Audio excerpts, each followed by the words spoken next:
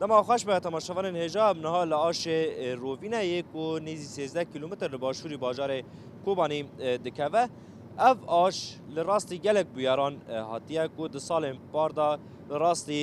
ایریشن بالافرن بیمرو و داگرکریا ترک جه هاتیه کو دروژه ایرو داجی کوبانی کو دور پیچه که جیان دکه هر وها دوان ایریشن داویدا مترسی جی لسر وی آشی هبو لی تاوی ویه که کارمندن وی آشی 24 ساعتان خبات دکن خبات خار را نوستاندنه تاوی روشن زحمتی کو ایرو تیرا درباس دبن جبو کو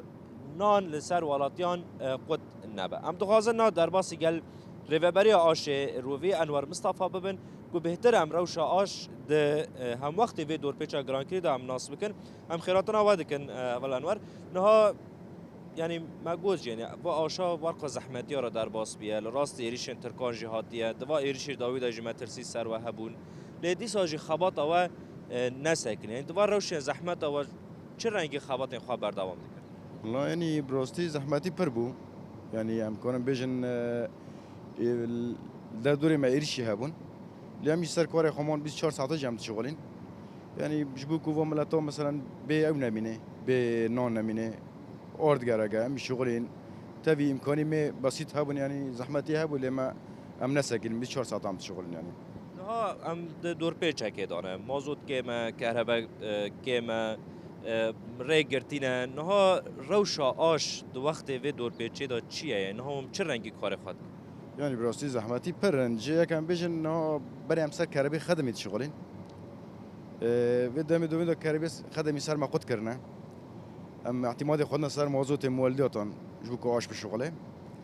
موضوع جمع كيمة پر كيم دقيقة ما يعني كوا حصارش درج بك ممكن مثلا أم بسكن يجي مثلا موضوع نمينة أم بسكن يجي ده ديون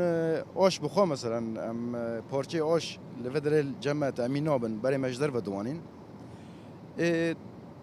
پارچه کیه ملی ام بر خودن مثلا تشتی دست مده هی ام کورتینن يبوك آش نسکنه ام کانو بن مثلا نان قط نبه لی مثلا کوبا مثلا حصارات درج بك پارچه نگنه ما ممكن آش بسکنه يعني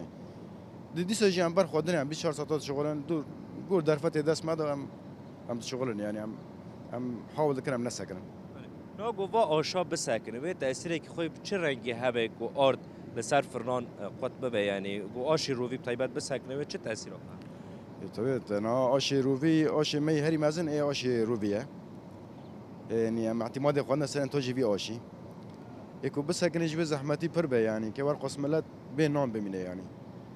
اللي دي سجبين هم بيجي هم برخد قدر المستطاع إنه هم تسي دس ماذا هي ام كورتي نجبوك هم نسكنن اللي هم دخوزن مثلا إنه الكوري هبه بورچه مگن